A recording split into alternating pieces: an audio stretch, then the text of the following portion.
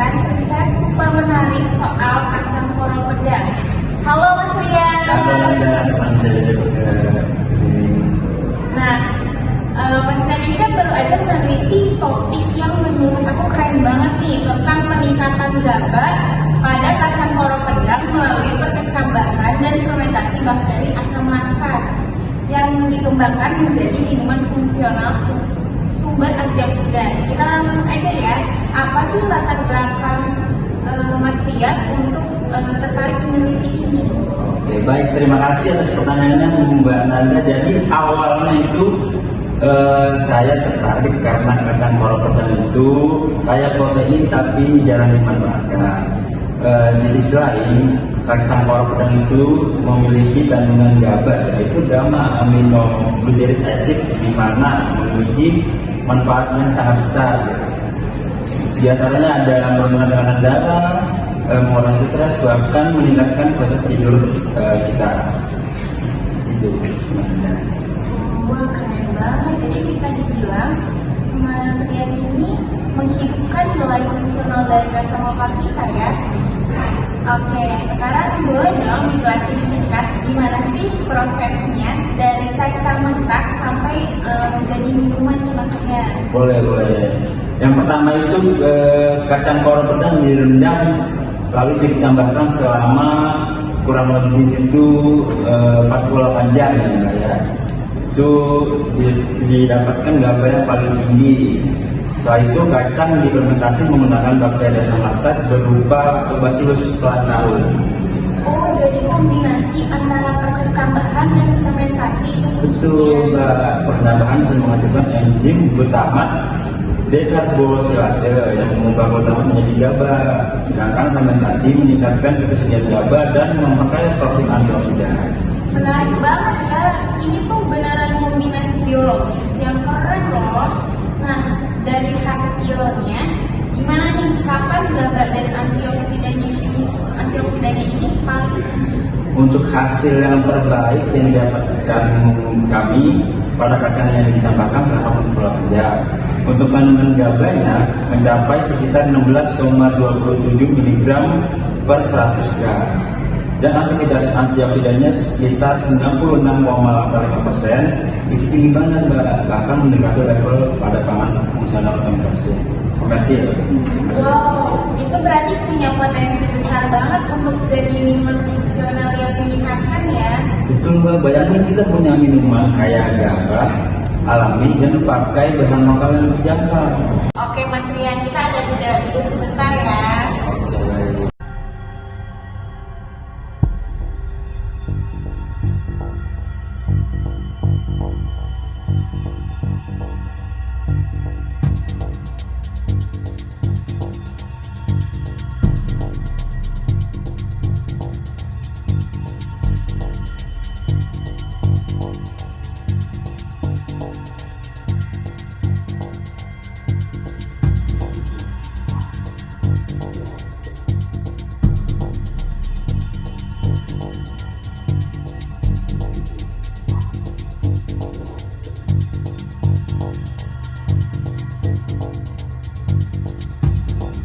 Oke, kita balik lagi di podcast Panganologi membahas seputar minuman fermentasi.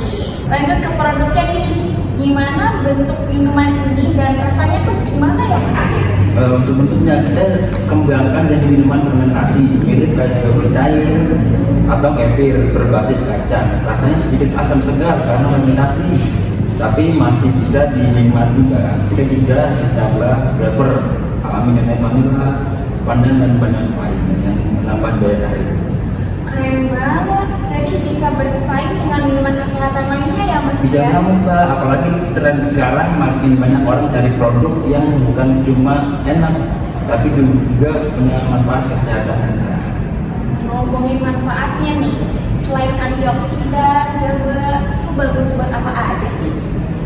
Nah, untuk GABA-nya itu merupakan neurotransmitter yang bekerja di otak untuk menenangkan sebentar, jadi dia bantu menurunkan stres, memperbaiki tidur, bahkan menurunkan tekanan darah. Antioksidannya penting banget buat menangkal radikal bebas yang bisa merusak sel tubuh.